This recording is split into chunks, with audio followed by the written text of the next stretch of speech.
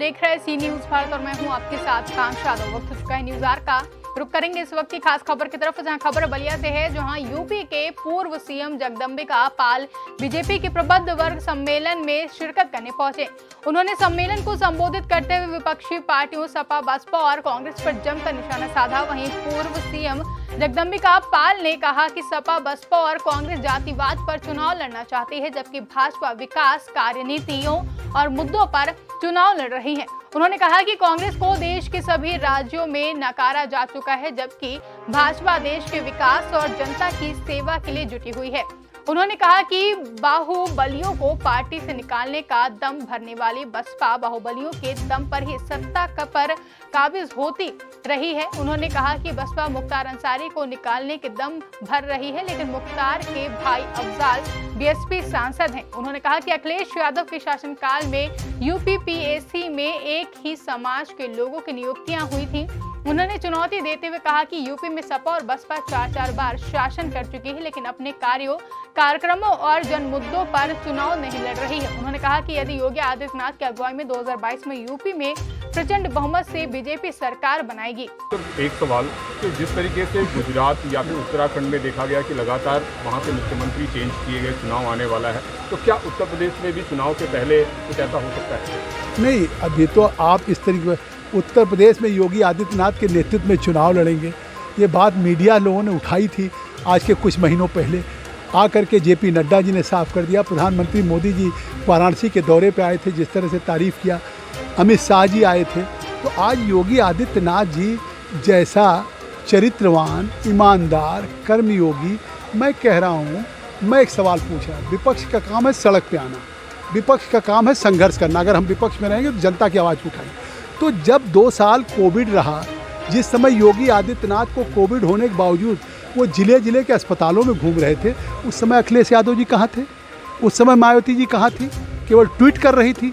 तो जनता नहीं जान रही कि 4.5 साल विपक्ष के नेता के रूप में एक बार आप बलिया नहीं आ सके, एक बार किसी, और शायद योगी जी को गिनेंगे तो 10-10 बार एक जिले में आए। 5 साल में मुलायम सिंह और मायावती चुनाव में आते थे, कभी बीच में नहीं आते थे। बाढ़ में कहीं बता दीजिए कि कभी मुख्यमंत्री ने दौरा किया हो। बाढ़ जब मुख्यमंत्री बने थे तब भी एक जिले में गए, और अभी भी बाढ़ में उत्तर प्रदेश में एक्सप्रेस हाईवेज दिए गए हैं। तो चुनाव इस पर क्यों नहीं लड़ते? क्यों राम गोविंद जी कह रहे हैं कि जातियों को नकारा नहीं जा सकता? आखिर जातियों के आधार पे सरकारों में आए थे, और सरकार में आए थे तो यूनियन पब्लिक सर्विस कमीशन के चेयरमैन ने पीसीएस जैसे सर्विसेज में 67 लोग मैनपुरी, इटावा के एक ही समाज के लोगों को नियुक्त कर दिया गया डिप्टी कलेक्टर के रूप में। तब कहाँ समाज चला गया था? पहले इसका जवाब अखिलेश यादव दे दें कि जब सरकार में आते हैं तो ठेके से लेकर, नौकरियों से लेकर के, और जिस तरह से जातीयता का तांडव होता है, नंगा नाच होता है, तो आखिर ये प्रदेश की जनता को केवल चुनाव में गुमराह करना चाहते हैं। लेकिन काठ की हांडी एक ही बार चढ़ती, बार बार नहीं चढ़ती। आज़ादी में बहुत बड़ा बलिदान दिया है। आज जब 2022 का एक चुनाव होने जा रहा है, जिस तरह से उत्तर प्रदेश में समाजवादी हो, बसपा हो, कांग्रेस हो, जिस तरह से जातियों की राजनीति, सांप्रदायिकता की राजनीति, फिरका परस्ती की राजनीति कर रहे हैं, मतलब फूहड़ ढंग से फिर से समाज को बांटना चाहते हैं, केवल अपने अस्तित्व को बचाने के लिए और राजनीतिक स्वार्थ के लिए। तो इसलिए भारतीय जनता पार्टी, जो हमेशा प्रबुद्ध वर्ग को, इंटेलेक्चुअल्स को, हम अन्य पार्टियों से हमारा भिन्न है कार्यशैली, कार्य संस्कृति, तो उसका एक शुरुआत इस चैन राम बाबा के समाधि से किया।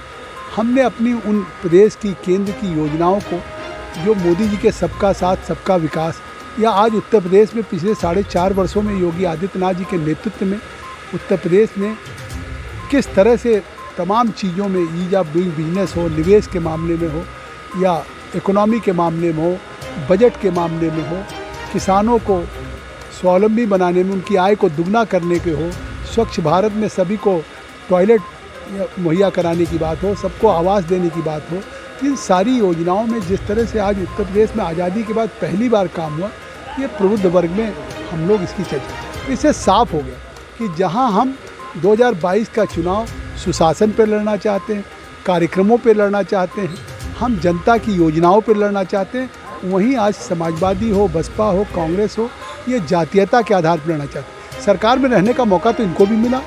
सरकार में समाजवादी भी 4 बार रही है, 3 बार मुलायम सिंह, 1 बार अखिलेश, मायावती भी 4 बार रही हैं। तो आखिर 4 बार रह चुके हैं, ये अपनी सरकार की उपलब्धियों का जिक्र क्यों नहीं करते? ये कह रहे हैं कि हमने मुख्तार अंसारी को निकाल दिया। अगर मुख्तार अंसारी को निकाल दिया तो पहले भी इन्होंने कहा था कि हम गुंडा माफियों को नहीं देंगे, और फिर जब सरकार में आई गई तो फिर सबको शामिल कर लिया। और अगर अभी मुख्तार अंसारी को निकाल दिया तो उनके सगे भाई अफजाल अभी भी बहुजन समाज के सांसद हैं। तो आखिर ये हिपोक्रेसी है, जनता को गुमराह कर रहे हैं, या ये कहना कि हम इस समाज को मौका देंगे, इस समाज को मौका देंगे। आपने देखा होगा कि जब सत्ता में आई हैं तो उन्होंने दलितों की भी बात नहीं किया, जिस बिरादरी के हैं उन्होंने केवल दौलत की बात किया। और सत्ता में रहने के बाद किस तरीके से जन्मदिन पे चंदा लेना, किस तरह से अपने पार्टी को, ये जनता अब जान चुकी है, समाजवादी को भी जान चुकी है कि उत्तर प्रदेश में अखिलेश की सरकार में भ्रष्टाचार पराकाष्ठा पे पहुंच गया, कानून व्यवस्था में कोई सुरक्षित नहीं था। आज योगी आदित्यनाथ की सरकार 0 टॉलरेंस पे है। आज योगी आदित्यनाथ की सरकार निश्चित तौर से जिस तरह से प्रदेश में इन बाहुबलियों को आपने देखा होगा कि उनके खिलाफ कार्रवाई हुई, कि आज अपने को आदमी सुरक्षित महसूस करता है। सर आपको 2 सवाल करना चाहूँगा। पहला तो ये कि अभी मैंने रामगोविंद चौधरी भी प्रबुद्ध सम्मेलन कर रहे हैं अपने विधानसभा क्षेत्र में, और मैंने उनसे एक क्वेश्चन किया कि क्या प्रबुद्ध सम्मेलन के जरिए ये माना संगठन मजबूत करेंगे, फेरबदल करेंगे? अब जब चुनाव आ रहा तब वो संगठन की शुरुआत करेंगे, तो आप खुद ही समझ सकते हैं। अब उन्हें याद आ रही है जब बहुत देर हो चुकी है, तो मुझे लगता है कि अब गाड़ी छूट चुकी है। और जिस तरह का परिणाम अभी बंगाल में आया, एक राज्य से जनता उनको नकार रही है। पिछली बार लोकसभा में जिस तरह से राहुल गांधी यहाँ से पराजित हुए, तब उत्तर प्रदेश में ज़मीन बचा क्या ग्राउंड? अब जो कांग्रेस कर रही है, बसपा कोशिश कर रही, समाजवादी या आप पार्टी या ओवैसी की पार्टी ओवैसी, तो ये सारी पार्टियाँ हमसे नहीं लड़ रही, आपस में दिखाने की कोशिश कर रही। समाजवादी कह रही नहीं मेरी लड़ाई भाजपा से, बसपा कह रही नहीं मेरी लड़ाई है, कांग्रेस भी कह रही नहीं मेरी लड़ाई है। तो ये तय करें कि वहाँ कौन नंबर 2 पे है, कौन नंबर 3 पे, कौन नंबर 4 पे। नंबर 1 तो वो खुद ही कह रहे हैं कि भारतीय जनता पार्टी। बलिया से सी न्यूज संवाददाता आनंद दुबे की रिपोर्ट।